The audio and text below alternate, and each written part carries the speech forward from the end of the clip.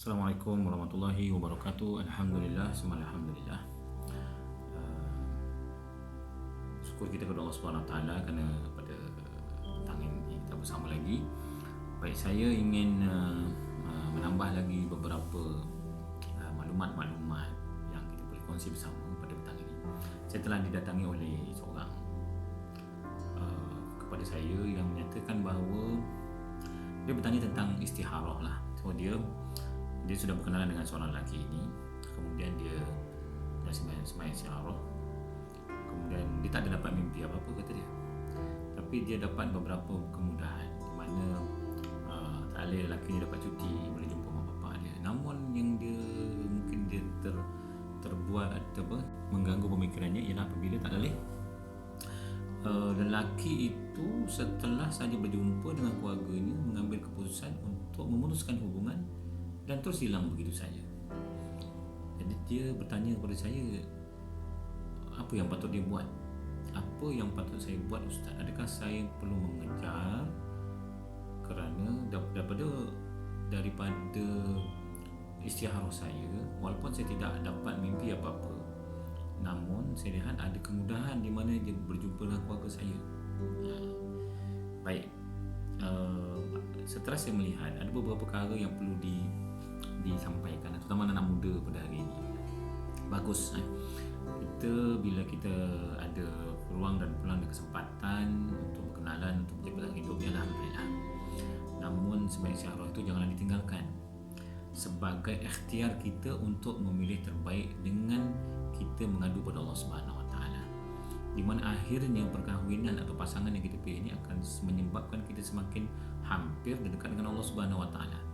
Ini adalah perkara kenapa kita melakukan istikharah, dan tidak rugi orang yang solat istikharah dalam membuat pilihannya. Namun dalam isu anak ini, bila dia bertanya, dia menyuruh pertama, dia kata seolah-olah istikharahnya menyebelahi apa yang dirasa jenak. Baik, kalau istikharah kita biasanya anak muda, kalau kita dah kenal rapat kan, baru nak istikharah ni memang ada cabaran sikit lah, kerana kadang-kadang dia mengganggu cara kita berfikir lah, kita mimpi dan sebagainya. Maka Allah Ta'ala ni memberi tanda pelbagai. Kalau tak lalu mimpi pun berdasarkan apa yang memudahkan kita. Kalau semakin mudah, semakin nampak jalannya, semakin dipermudahkan urusan itu, tandanya lorongan yang diberikan oleh Allah Subhanahu Wa Taala. Namun dalam peristiwa ini, walaupun lelaki ini dia dapat cuti, dia pergi jumpa dengan keluarga dia dengan penuh, mereka katanya baru berkenalan dalam 2 minggu, kemudian dia saya tahu mereka perlu menjaga iktilat Islamik. Tapi bila esoknya dia mengambil keputusan, setelah dia berjumpa keluarga dan dia balik, mengambil keputusan untuk memutuskan hubungan, maka sebenarnya itulah tanda daripada Allah Subhanahu Wa Taala, daripada Allah Subhanahu Wa Taala, bahawa ada sesuatu yang Allah nak beri lebih baik kepada perempuan ini. Kalau sebelah sana dah tak nak lah. Dan walaupun saya tahu perempuan tu cuba menghubungi lelaki tersebut dan cuba menghubungi keluarganya, namun ditolak, itu juga tanda bahawa Allah Ta'ala ada rancangan lain untuk kita. Kita perlu ingat, mungkin itu yang kita nak, walaupun kelihatan lelaki itu baik, asa antakaru syai'an, janganlah kita anggap sesuatu yang kita tak suka tu bahawa syarrul lakum, maka itu adalah tak baik untuk kita.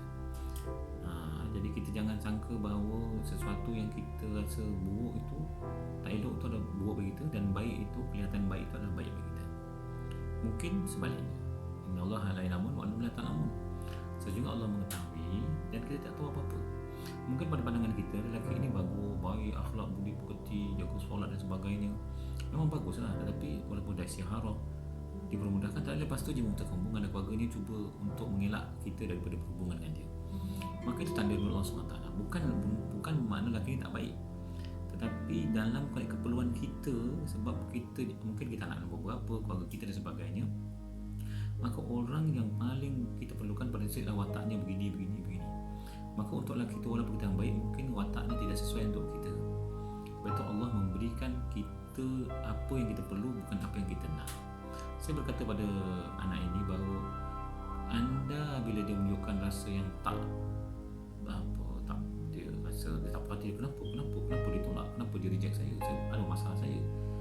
Pertama sekali saya sabar dan tenang, kerana anda kelihatan berlebih-lebihan dalam menyukai atau menyintai lelaki yang anda baru kenal di dalam guru.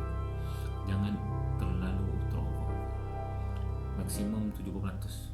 Kalau kita nak bagi pengharapan, sebab kita takut nanti kita akan kecewa di akhir hari. Ini kena clear. Jadi juga yang di luar sana, elakkan daripada kita terlalu mengharap bercinta bagai nak rak, akhirnya boleh membawa mudarat bagi kita. Jadi saya ucapkan dia tenang, izin Allah SWT, sebab Allah nak beri yang terbaik untuk kita. Apa yang terbaik pada kita itulah yang kita perlukan. Allah lebih tahu apa yang sesuai untuk kita. So untuk yang bertanya tadi dan mengadu pada saya tadi, saya mohon agar tenang, kemudian terima dengan ikhlas hati, dengan rasa bahawa sesuatu yang lebih baik sedang menunggu di hadapan kita. Dan sebagai pengajaran, elakkan daripada bila kita suka seseorang, jangan terover-over, terlebih-lebih kerana dia boleh mendatangkan risiko kepada kita. Cintai Allah dan Rasulnya nombor satu, dan lebih daripada cinta kita pada yang lain. Nanti Allah akan bagi yang terbaik kepada kita. Ini ya, jadi saya harap bagus kita isyarah, kita nak tunjuk Allah Ta'ala. Apa-apa pun petunjuk-petunjuk yang Allah beri itu, sama ada yang kita mimpi ataupun sesuatu urusan yang dipermudahkan atau dipersusahkan itu, hendaklah kita menerima dengan ikhlas hati dengan Allah SWT. Kalau bukan jodoh kita, tenang, tak semua yang kita nak kita akan dapat. Ini kena clear. Tidak semua yang kita nak kita akan dapat. Jadi saya doakan yang sedang saudari yang tanya tadi akan menjadi tenang dan bahagia. Seterusnya, berilah kepada diri anda kekuatan dengan bawaan dan sebagainya. Halaskan diri, jangan risau, jangan bimbang, jangan risau, anda masih muda. Jangan anggap bahawa bila anda ditolak itu maka adalah satu malapetaka atau rusak bagi anda, tidak. Tapi yang anda patut rasakan syukur dan ucapkan Alhamdulillah. Alhamdulillah. Alhamdulillah. Saya suka nak bagi tip kepada anda semua dalam mereka yang ada masalah jodoh tu dan sebagainya, ataupun masa risau dan bimbang, selalu berzikir Ya Fattahu Ya Razak, Ya Fattahu Ya Razak, Ya Fattahu Ya Razak, Allahumma Ya Fattahu Ya Razak. Bagi kita, Allah Ta'ala akan membukakan pintu rezeki. Termasuklah tadi rezeki yang baik kita, itu mendapat suami yang baik untuk kita. Jadi saya ingat itu saja untuk petang ini. Wallahu a'lam. Moga-moga ada manfaat, keberkatan, kerahmatan. Assalamualaikum warahmatullahi wabarakatuh.